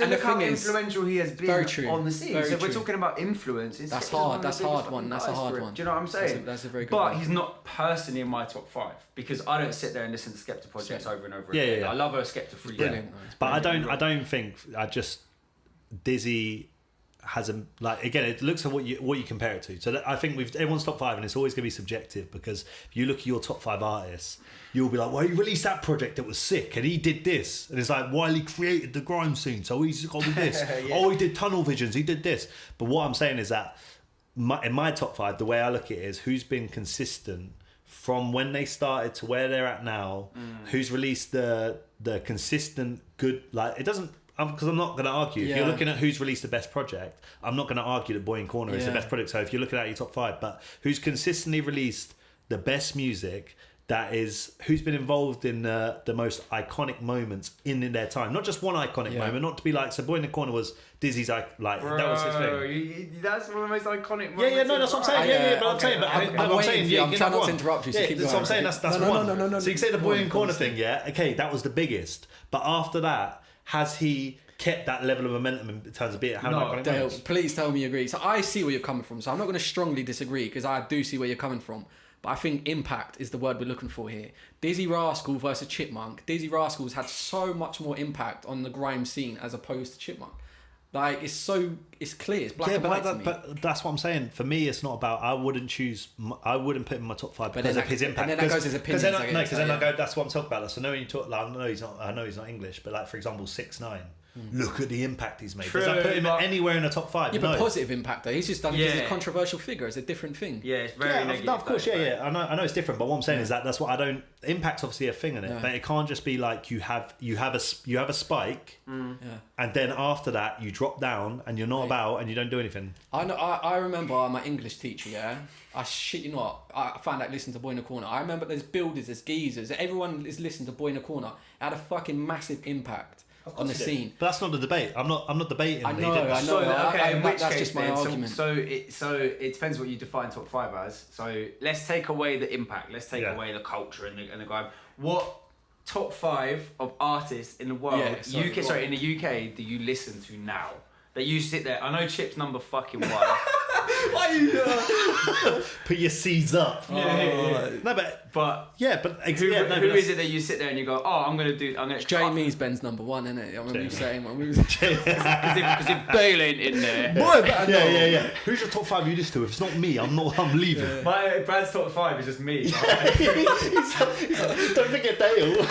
I'm getting his album name tattooed on me when it drops. The Man. thing is with me, mine is so interchangeable. Yeah, like, tell me yours. I don't feel like, mate, Frankie Stew is in my top 5, and that'll be in neither of yours. Grime, no, grime. We're talking grime. Oh, if we're talking please. specifically grime, Please, like, grime, literally yeah. specifically grime. Did you just? He didn't know. He didn't know. No, but I was No, just- but I was talking about grime. I know because if you Oh, tell no, me but something Rex don't grime, just make grime yeah, that's what I'm music. saying. Yeah, yeah. So I'm saying it shouldn't just be grime. I'm Okay, saying the it should No, be. it's grime. fucking grime. Let's not segue off. We were talking about But you grime. put Reg 32 in yours. Yeah. But he does grime music as Yeah, well. but Gets does hip hop, you know. Gets does. a lot of- Reg 32 is more of a hip hop act than he is a grime. He's act. more. You said more. The word more doesn't mean So he doesn't do because grime. he made a few grime songs. That makes him a grime act. All right, girls. All right. We could say girls. Gigs was in top Scissor 5 Sisters then. over here doing No, that. that's what I'm shit. saying. You said God Gigs in top 5. No, because we're talking but about you didn't. fucking You grime. didn't. You had your chance to your top 5. Yeah, sorry. Oh, go I on. love this. All right, cool. All right, if we're not sticking. Frankie Stew's in there. Frankie, this is Listen. like Oasis the other week when you're like, who's your favourite act? Oasis. Calm us down, calming man. He's down. like, Frankie Stew. The reason why I'm calming down, Mike Skinner, he's in there. Loyal Klarna. But the reason why I'm calming down is because literally my top 5 will change. I can't have a top Yeah. 5 forever. It's forever now. We're holding you to it. It's on paper. No, yeah? I can't do that. Like, It every has to be. I know, 6 months time was yeah. all going. I go, nah, actually, do you know what? This is who is in my top 5. Because for me, what I define a top 5 as, if you're asking who I listen to all the time, are people that I listen to. You're dying for some collaborations, ain't you? Yeah. I'm These not are the throwing people- shade in anyone. Tag them in, tag them in. But yeah, I don't know, man. Like, I just feel like, obviously, those names that we're talking about, it's a Yeah. debate that loads of people have had. Of course. Those names have been thrown around in so many debates, but actually, okay, I get your point. When was the last time you listened from start to finish to the Dizzee project? He was 20 on, years ago. No, let me finish. He was on Grime Day the other day, releasing Boy in a Corner, and yeah, I that was- uploaded that it. I performance. was at Nostalgic, I started listening to his old stuff again. Before Nostalgic then, interviews. before that little iconic moment. Before then, I had these Bonkers. No, You're banging Mark bonkers. Bunkers. Big, I dirty, see- stinking yeah, bass. The yeah. Arctic Monkeys feature. Yeah, I didn't even know he'd done that. Yeah, fuck. he did. But he's one of those albums. I've got like 5,000 songs. His album's in there somewhere. So but you do. I So couldn't- he's always in the playlist. He's like- always in the playlist. Okay, fair. No, he's not. Do you want me to get my phone out? I'll show It's been a you. minute. Like it's been Yeah. at least 10 years since I've heard it's just a bar school. Like unless it's on an advert or Jezebel, something. Yeah, do you know what I mean? Jezebel or Like, come something. on. But like, so for me, he wouldn't be in my top 5 because I'm not listening to him right now. Does that make sense? Yeah, but but- we're talking about from like Overall, but that's what I mean. overall, please, If you're please talking do about overall, when you look please at everything. overall, yeah. Dizzee is 100% in there. Thank when I was you. doing, when I was doing a paper round, Thank bro. you. I was doing a paper round when I was like 10. I used to listen to Jezebel. Yeah, watching I Kid used to- Up Hood and then running down the Yeah, scene. What's yeah. that? What's that? What was it? Was it just a rascal rascal running down the stairs? smacks Kid him Up with a Hood. keyboard, doesn't he? Iconic. Yeah, so for me, Dizzee Rascal has had such an impact on the scene, and he's done things that other people didn't do at the time. So you're putting him Fuck you, in. Ben. Like, Fuck I you. don't- I'm baffled. I'm baffled. But it's your definition of top 5. I That's where I'm understand- like, Don't support him. Keep No, going. I understand why you guys are saying it for the record. I understand. Yeah. But I'm baffled that you No, are. let him Like, I finish. Let the understand man what- finish. yeah. Let the man finish. Go. I definitely put Wretch in there, but I don't see Wretch as like an exclusive grime artist, just for the record. If you're Obviously, putting when he was in the Wretch, movement, Chip. Yeah. when he was in the movement, and he was doing this thing with them guys. he was a grime artist, but when he became a music artist, I feel like... And all his projects were hip hop, like pretty much all of the ones he did. Like we talked about this. It was you that got me into Rex, really. You were like, you need to listen to this guy. Yeah. It's funny. I know you're a big fan as well. It's mad, and you boys might disagree with this. I'm not bringing it back to me, but one of the main... one of the main things, my album... Actually, I have cadences of Rich 32 in my Escape Room, coming November. Rich is featuring. No, but people have actually compared a few of my wordplays to Rex. They're like, oh yeah, on that same level. I'm like, bro, as if you could do that. So like, it's made me listen more to some of his older stuff. That gave you a couple more inches. 100%, mate. Yeah. I just fancy you even more now, Dale. Hey, come on. Don't start getting homophobic as well, alright? Oh, jeez. Edit that word out. Just beep it out. Yeah, beep it. Beep it. Yeah, definitely beep that. Alright, so you got Dizzee, Rich. Do you know what?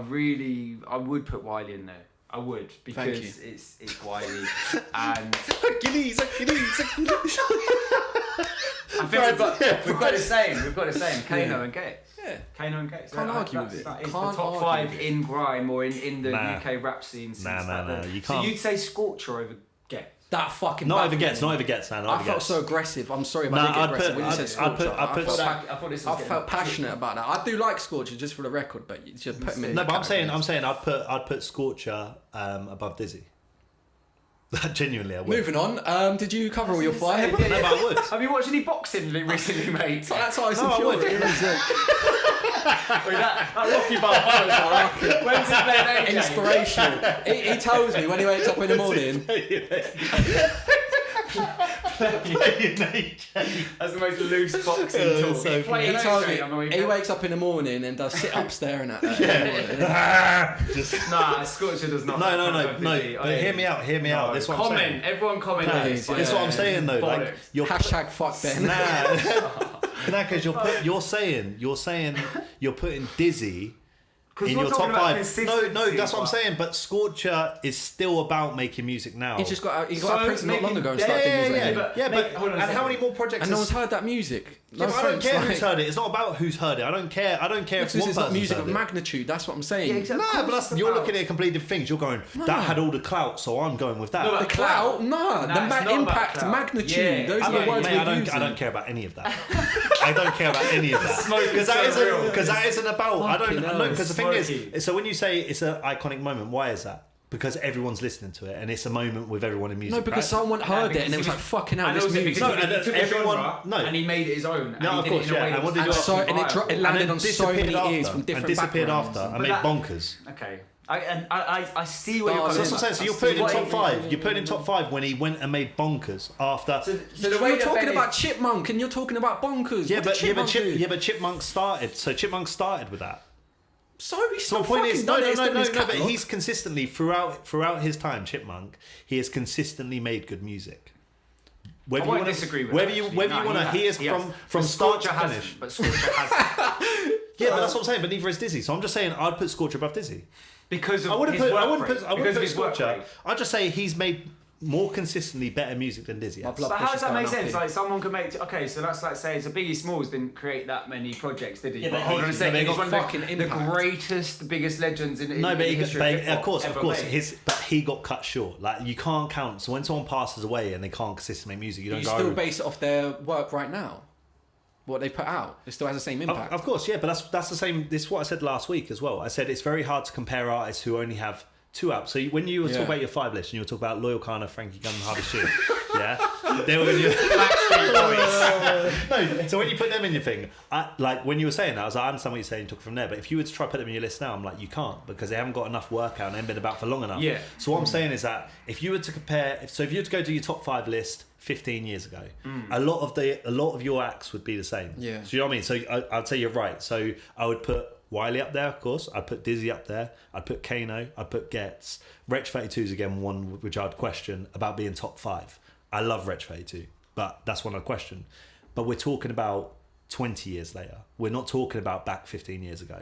So you're trying to say 20 years later, because Dizzee made that really good shit back then, he's top 5, and I'm like, I don't feel that way. Me personally, I don't think you believe what you're saying. Yeah, I think he does, and I think his argument is clear to me. Your argument is longevity, whereas 70, like, I don't know, maybe I'm wrong here. Like, correct me if I'm wrong, but maybe 75% or even more have got the same kind of vision where we kind of top 5 is just based on impact and magnitude on the scene that they've had. It's not about longevity. You can't put Dizzee in your top 5. You just that's it. Baffles me that you say that. I'm willing to be like a Scorch thing. That was just more me trying to make a point to be like, I understand. Don't Scorcher. backtrack. You said no. I said it. No, I stand by it. I would put Scorcher above Dizzee, but I'm not trying to argue. I'm not trying to. Scorcher is. I'm just trying to make a point that Dizzee had a massive iconic moment.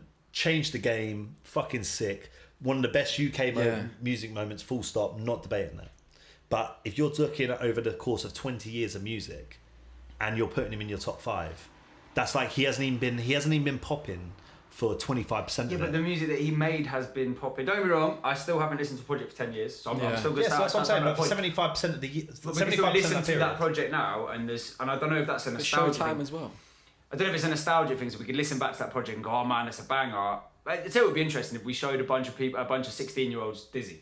Yeah. Would they resonate to it the same way that we did back then? Probably because not. grime was. But would Drill exist without Dizzee dropping that? Would all these things that no, of course, yeah. That's where I agree with you. But that's where he should be top 5, because if we're putting Wiley there, Wiley's wordplay ain't great. He's not the most fucking conceited writer. And being honest, I wouldn't listen to him either.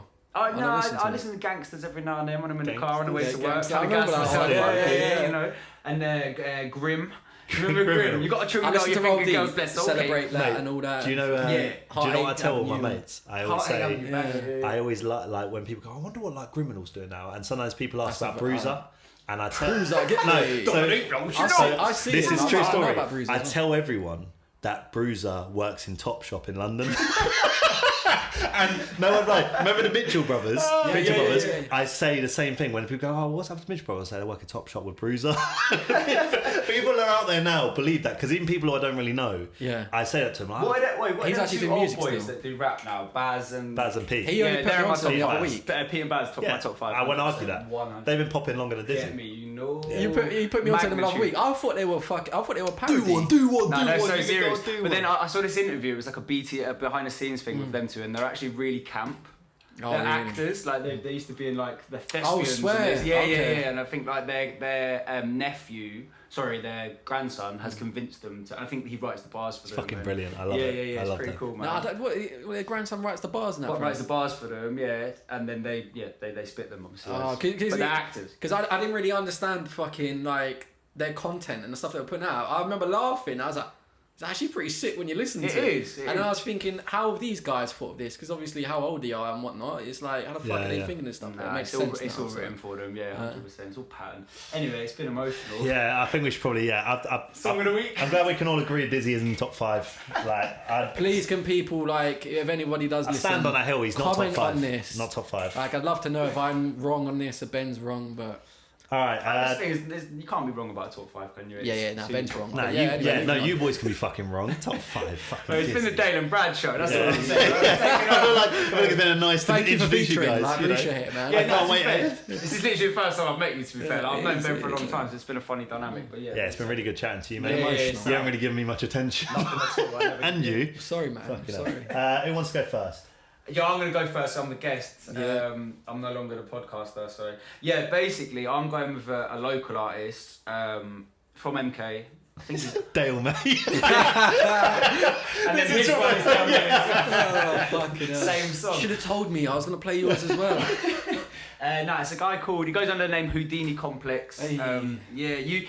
Some people might formally know him as Diverse. You know him as Diverse, right? Of course. So have you heard the Volume 1? Diverse did it, and fucking Diverse did it. I said to you before, you was like, obviously you didn't know, like I know him, I know his music and whatnot, and he was like to me, he used to be known as Diverse, and as soon as you said that, like the penny dropped, because he was one of those artists, I always wondered what happened to him, because growing up, obviously when you was heavy into grime and whatever, I used to love to listen to local artists, like people from my estate, Imp Batch and whatnot, and just like local artists. And I think he had like an affiliation with Imp Batch at the time. Yeah, he knows Parks. And I remember my boy, Park Hill's little brother, brought like a rucksack of like his album, and it was actually selling on HMV as well for like £5 and whatever. And I remember me trying to help him to sell the CDs and whatnot. But really? You were shotting them? We were selling them. We were selling them. We was like, outside Mackie. in the school, we were trying to sell it, but obviously no one in the school had heard of him. But then when we were listening to him, it's like, this guy's fucking sick. Like, really rated the music, and it was one of those things. Like growing up, I was always like, I wonder what happened to that guy. And obviously he's changed his name, and you told me, and I was baffled. I don't really know how. I mean, how old was he then? Do you know? I don't know how old the geezer is. But I'll tell you what, age is nothing at this point, because the vibe that he brings and the wordplay, even as the psychedelic feel to it, 100%. And he's created this new alias called Houdini Komplex, and it's so exciting. He has an EP out this Thursday. The EP that this is from is called Sonnets from the Trap, and the song I'm gonna go with is called Pounder Pop. And if you don't get the wordplay, Panda Pop. That's what I'm gonna say. Just in case. Yeah. Scars from the past and we're all wearing them. I don't really want to go to sleep. I've got this repetitive dream where I'm slipping up on bare ball bearings. My subconscious got this werewolf tearing in. Checking out your motives, I see bare ulteriors. And we're on earners like the Undertaker. Yeah. Motherfucker, you gon' know I pull bare of them. Yeah. And I used to sell them fucking pills just like a fizzy drink. I got them for a £1 a pop. Yeah. And I had a plug right by the seaside. Used to go and check him and bring back a bag of rock. Yeah. If I say that I'll be 29 minutes, I'll be 26 and I can't let the standard drop. Rude boy, that's a standard drop. All of this shit that we just withstanded to be banded off. Grab the work and hand it off. Broke my press, I had to solder it together. 2 operations had to put my shoulder back together.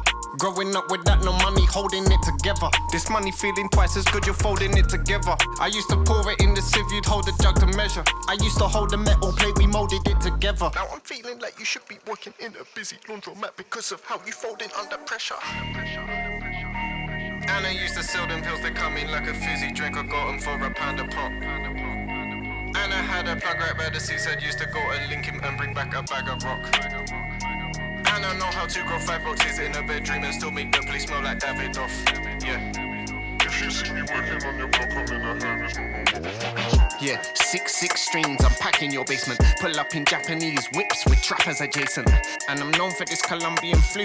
You might need some echinacea. My thing is looking like a fucking blue. I don't really buy no slick shit, buy shit whips, write them off. You just on my dick with the lipstick, wipe it off. Told my work it. You turn this here like it off. Then I take your whole next week wage, wipe it off. Lance Armstrong with the pace on the breads and I don't cycle off. Cocaine that I'm dashing on, spill it on the floor, I don't even pick it up, but just fucking turn the dashing on. Money not a monkey on my back, it's just like trying to drag a python off. Was about to fuck your shit, but then the line went off. I know, babe, but the timing off. Pushing that 08 Vectra, that engine, fuck the timing off. And I used to sell them pills, they come in like a fizzy drink. I got them for a £1 a pop.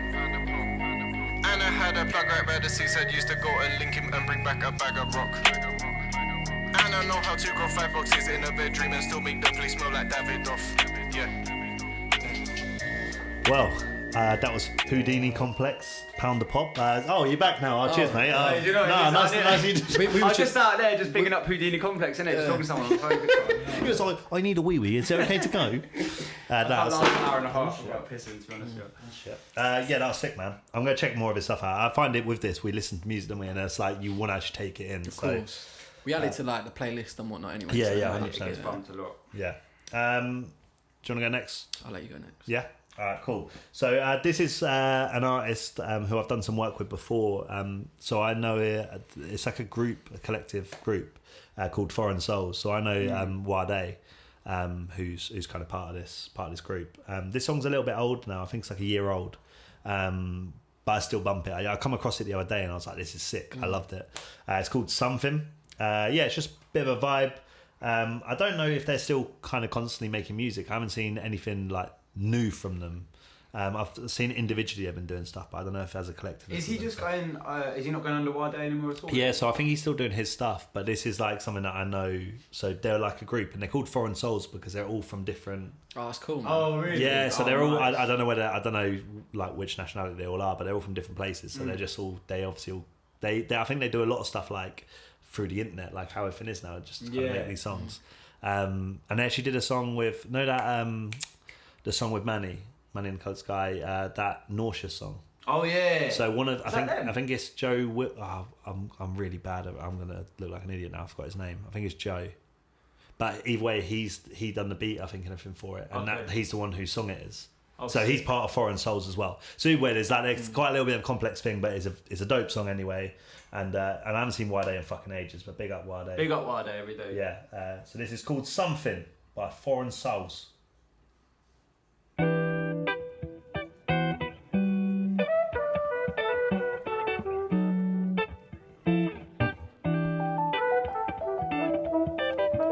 Hey, I hope you're not busy, but I just really needed to speak to you. Just had so much on my mind lately, you know. I gotta tell you something. I stay awake at night. It's the only time that's right to face my fear and fight these demons in my life. These people change at light. It's like I'm dealing with zombies, werewolves, Dr. Jekyll and Mr. Hyde. They must have sipped on the potion, they must have took a bite. Become a slave to the poison, they wanna get the high, man, get it right. It's your duty to love, but you hate with all your might. It's your job to make the peace and still you wanna fight. I got the gloves on with my mind right and my heart strong. This ain't the same song you thought you heard back in the day. This is the new wave, this is a new age. Take off the mask and start a new play. Cause this is something that you can't face. In pictures you're the only thing in focus, but you took it in the first place. Something, there's always that something. I'm sure that no matter what I do, there's no pleasing you. It's always something, something. There's always that something. I'm sure that no matter what I do, there's no pleasing you. It's always something. Why is it always something when I come and see you now? Does my boyfriend really love me? Does he like my style? I don't really understand why you would give a shit about someone who doesn't even know if they are that or this. Why these two-faced people always being hit and miss? Like why my mama gotta leave me in an accident? Why my sister gotta deal with all these rats again? See, she's the realest one I know and she deserves a man.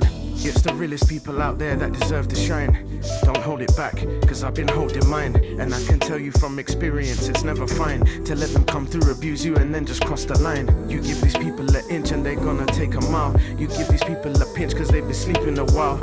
You need to wake up, open up your eyes, this is life, let me tell you what's up. It's always something, there's always that something.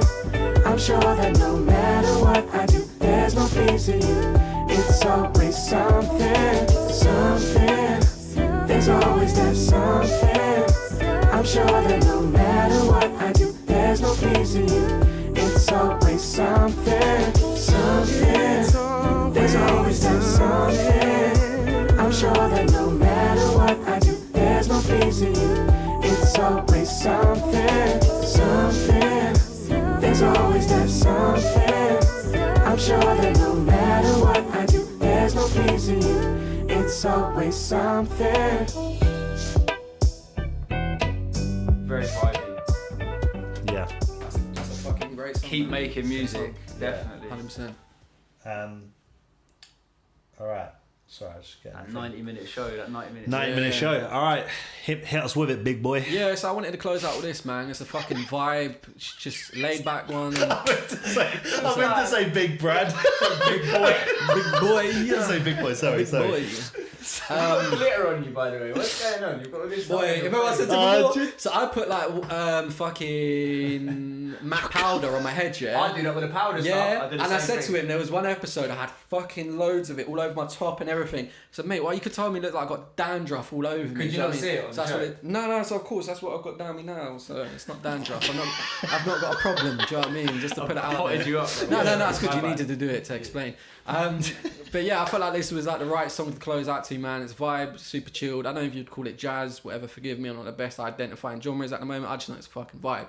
It's by an artist called Joe Beard and several other people feature on it. Forgive me, I can't remember the names off the top of my head. And the song is called Enjoy the Ride. Oh yeah, and thanks for watching. Yeah, thanks again, for watching. man. I'll see you next week, yeah? That's always right out, yeah. He'll be hanging out the window.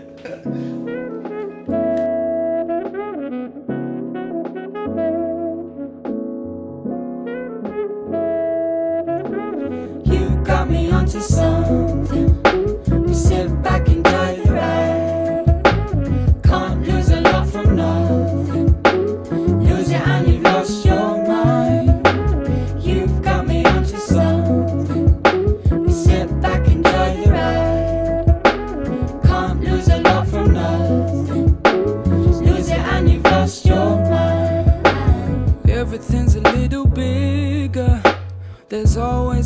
in time. The city's all our garden. It's a different state of mind. Gotta move a little quicker. We're all trying to keep in check. The city's moving faster than I thought it would. It's not what the people said. You got me onto something. We sit back and enjoy the ride. Can't lose a lot from nothing. Lose it and you've lost your mind. You've got me onto something. We sit back and enjoy the ride. Can't lose a lot from nothing. Lose it and you've lost your mind. It's a bit of change to adjust to. You could never be prepared. There's no need to ask for permission. Judge it right and you'll be there. You'll be there. You'll be there. You'll be there. You got me onto something. We sit back and enjoy the ride. Can't lose a lot from nothing. Lose it and you've lost your mind.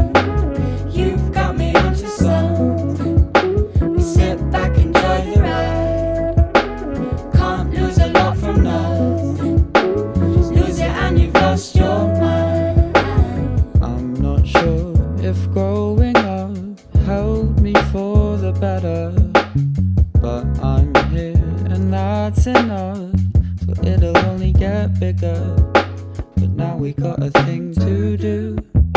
Before we had to see the day through. When we were still living in our youth. When we were still living in our youth. You got me onto something. We sit back and enjoy the ride. Can't lose a lot from nothing. Lose it and you've lost your mind. You've got me onto something. We sit back and enjoy the ride. Can't lose a lot from nothing. Lose it and you've lost your mind.